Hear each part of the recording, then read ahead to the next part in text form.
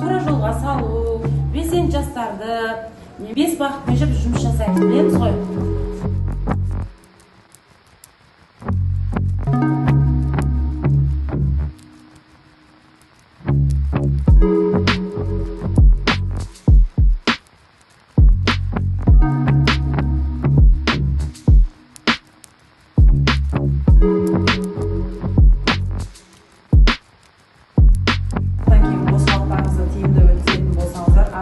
Курсы бар, орыс тілі курсы бар, барлығы сіздерге ақысыз түрде береміз. Құрметті студенттер, әріптестер, енді сіздерді қарағанда шок болып тұрсыздар. Шәкен Айманов бізге не үшін керек, біз білмейміз ғой, не үшін